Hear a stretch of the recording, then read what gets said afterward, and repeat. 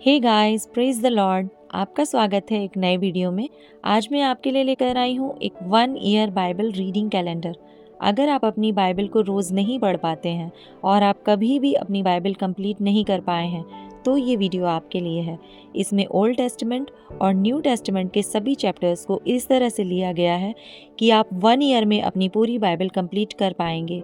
ये audio format है, इसके साथ आप अपनी बाइबल को ओपन करके रीड कर सकते हैं। डे 1 से लेकर डे 365 तक के सभी चैप्टर्स मैं आपके लिए लेकर आई हूँ। डे 365 पर आप अपनी पूरी बाइबल कंप्लीट कर पाएंगे, इसलिए आप इसके द्वारा आशीषित हों।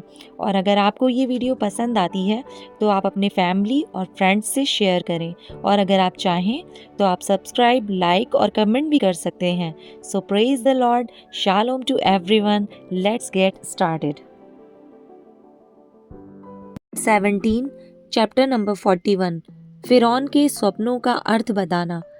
पूरे 2 वर्ष बीतने पर फिरौन ने यह स्वप्न देखा कि वह नील नदी के किनारे खड़ा है और उस नदी में से 7 सुंदर और मोटी मोटी गायें निकलकर कछार की घास चरने लगीं। और क्या देखा कि उनके पीछे और 7 गायें जो कुरूप और दुर्बल हैं नदी से निकलीं और दूसरी गायों के निकट नदी के तट पर जा खड़ी हुईं। तब ये कुरूप और दुर्बल गायें उन 7 सुंदर और मोटी मोटी गायों को खा गईं। तब फिरौन जाग उठा और वह फिर सो गया और दूसरा स्वप्न देखा कि एक डंठल में से 7 मोटी और अच्छी अच्छी बालें निकलीं।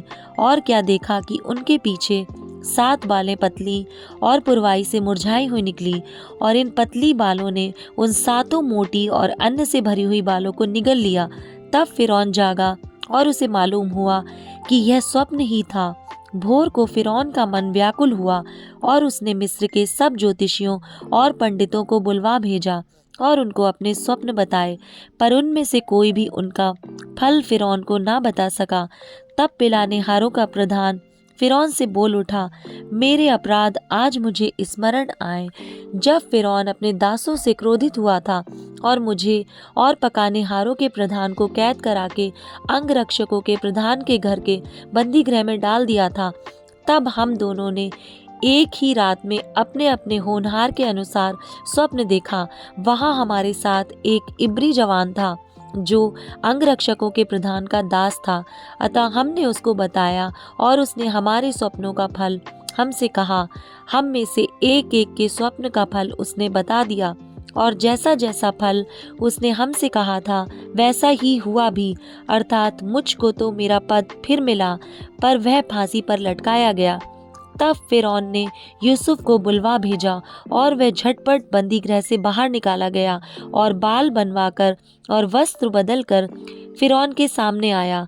फिरौन ने यूसुफ से कहा, मैंने एक स्वप्न देखा है और उसके फल का बताने वाला कोई भी नहीं, और मैंने तेरे विषय में सुना है कि तू स्वप्न सुनते ही उसका फल बता सकता है। यूसुफ ने फिरौन से कहा, मैं तो कुछ नहीं जानता, परमेश्वर ही फिरौन के लिए शुभ वचन देगा। फिर फिरौन यूसुफ से कहने लगा, मैंने अपने स्वप्न में देखा कि मैं नील नदी के किनारे खड़ा हूँ। फिर क्या देखा कि नदी में से 7 मोटी और सुंदर सुंदर गायें निकलकर कछार की घास चरने लगी। फिर क्या देखा कि उनके पीछे 7 और गायें निकली जो दुबली और बहुत कुरूप और दुर्बल है। मैंने सारे मिस्र देश में ऐसी कुडौल गाय कभी नहीं देखी। इन दुर्बल और कुडौल गायों ने उन पहली 7 मोटी मोटी गायों को खा लिया, और जब वे उनको खा गईं तब यह मालूम नहीं होता था कि वे उनको खा गई हैं, क्योंकि वो पहले के समान जैसी की तैसी कुडौल रहीं। तब मैं जाग उठा। फिर मैंने दूसरा स्वप्न देखा। एक ही डंठल में 7 अच्छी और अन्न से भरी हुई बालें निकली। फिर क्या देखता हूँ कि उनके पीछे और 7 बालें छूची छूची और पतली और पुरवाई से मुरझाई हुई निकली, और इन पतली बालों ने उन 7 अच्छी अच्छी बालों को निगल लिया। इसे मैंने ज्योतिषियों को बताया, पर इसका समझाने हारा कोई नहीं मिला। तब यूसुफ ने फिरौन से कहा, फिरौन का स्वप्न एक ही है। परमेश्वर जो काम करना चाहता है उसको उसने फिरौन पर प्रकट किया है।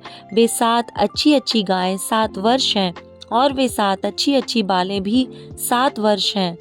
स्वप्न एक ही है। फिर उनके पीछे जो दुर्बल और कुडौल गायें निकली और जो 7 छूची छूची और पुरवाई से मुरझाई हुई बालें निकाली, वे अकाल के 7 वर्ष होंगे। यह वही बात है जो मैं फिरौन से कह चुका हूँ कि परमेश्वर जो काम करना चाहता है उसे उसने फिरौन को दिखाया है। सुन, सारे मिस्र देश में 7 वर्ष तो बहुतायत की उपज के होंगे, उनके पश्चात 7 वर्ष अकाल के आएंगे और सारे मिस्र देश में लोग इस सारी उपज को भूल जाएंगे और अकाल से देश का नाश होगा और सुकाल देश में फिर स्मरण ना रहेगा, क्योंकि अकाल अत्यंत भयंकर होगा। और फिरौन ने जो यह स्वप्न 2 बार देखा है, इसका भेद यही है कि यह बात परमेश्वर की ओर से नियुक्त हो चुकी है और परमेश्वर इसे शीघ्र ही पूरा करेगा।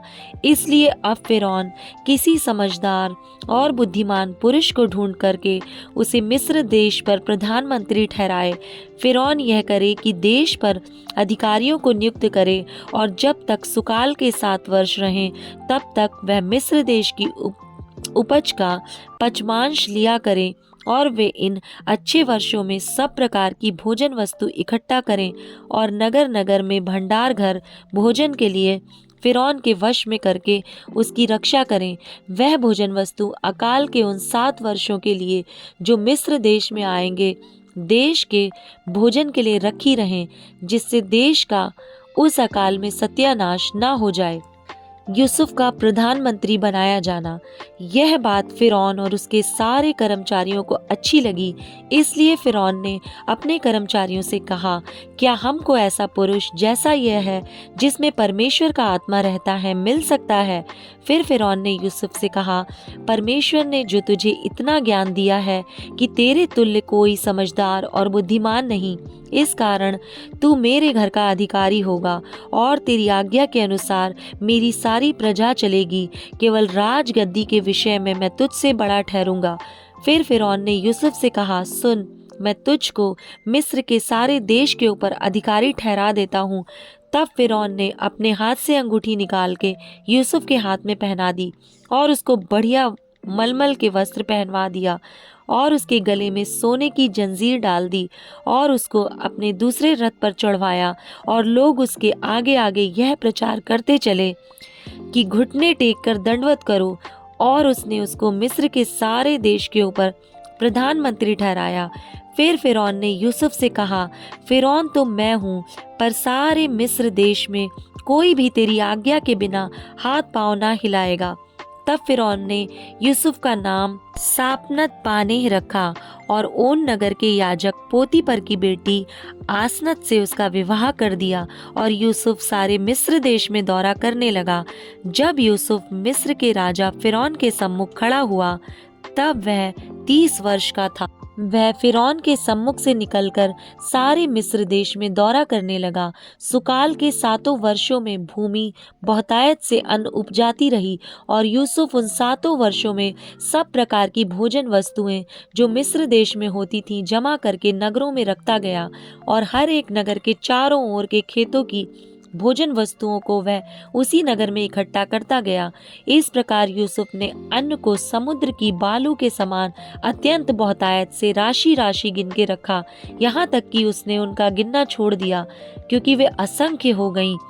अकाल के प्रथम वर्ष के आने से पहले यूसुफ के 2 पुत्र ओन के याजक पोतीपर की बेटी आसनत से जन्मे।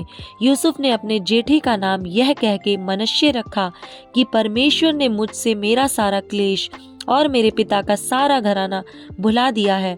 दूसरे का नाम उसने यह कहकर एप्रेम रखा कि मुझे दुख भोगने के देश में परमेश्वर ने फलवंत किया है। मिस्र देश के सुकाल के 7 वर्ष समाप्त हो गए और यूसुफ के कहने के अनुसार 7 वर्षों के लिए अकाल आरंभ हो गया। सब देशों में अकाल पड़ने लगा, परंतु सारे मिस्र देश में अन्न था। जब मिस्र का सारा देश भूखों मरने लगा, तब प्रजा फिरौन से चिल्ला चिल्लाकर रोटी मांगने लगी और वह सब मिस्रियों से कहा करता था, यूसुफ के पास जाओ और जो कुछ वह तुमसे कहे वही करो। इसलिए जब अकाल सारी पृथ्वी पर फैल गया और मिस्र देश में अकाल का रूप भयंकर हो गया, तब यूसुफ सब भंडारों को खोल खोल के मिस्रियों के हाथ अन्न बेचने लगा। इसलिए सारी पृथ्वी के लोग मिस्र में अन्न मोल लेने के लिए यूसुफ के पास आने लगे, क्योंकि सारी पृथ्वी पर भयंकर अकाल था। Matthew chapter 13 verse number 1 to 32। बीज बोने वाले का दृष्टांत। उसी दिन यीशु घर से निकलकर झील के किनारे जा बैठा और उसके पास ऐसी बड़ी भीड़ इकट्ठी हुई कि वह नाव पर चढ़ गया और सारी भीड़ किनारे पर खड़ी रही, और उसने उनसे दृष्टांतों में बहुत सी बातें कहीं। एक बीज बोने वाला बीज बोने निकला। बोते समय कुछ बीज मार्ग के किनारे गिरे और पक्षियों ने आकर उन्हें चुग लिया। कुछ बीज पथरीली भूमि पर गिरे, जहां उन्हें बहुत मिट्टी ना मिली, और गहरी मिट्टी ना मिलने के कारण वे जल्द उग आए, पर सूरज निकलने पर वे जल गए और जड़ ना पकड़ने से सूख गए। कुछ बीज झाड़ियों में गिरे और झाड़ियों ने बढ़कर उन्हें दबा डाला। पर कुछ बीज अच्छी भूमि पर गिरे और फल लाए, कोई 100 गुना, कोई 60 गुना, और कोई 30 गुना। जिसके कान हो वह सुन ले। दृष्टांतों का उद्देश्य। चेलों ने पास आकर उससे कहा, तू लोगों से दृष्टांतों में क्यों बातें करता है?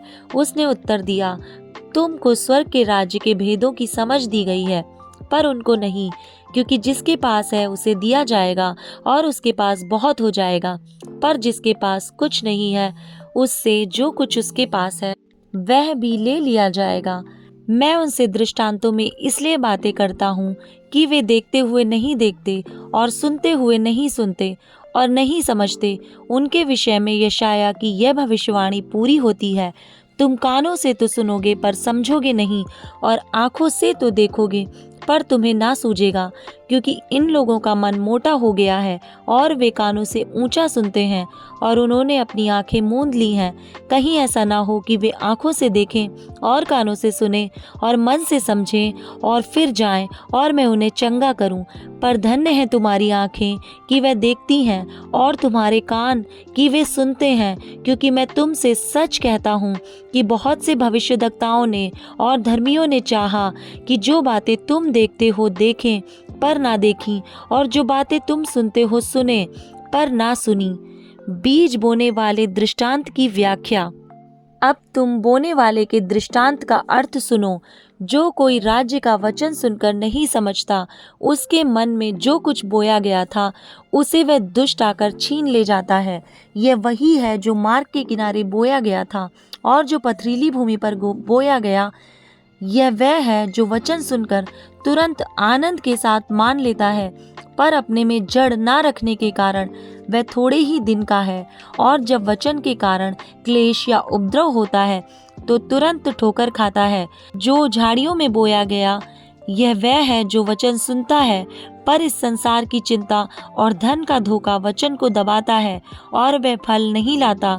जो अच्छी भूमि में बोया गया यह वह है जो वचन को सुनकर समझता है और फल लाता है, कोई 100 गुना, कोई 60 गुना और कोई 30 गुना। जंगली बीज का दृष्टांत।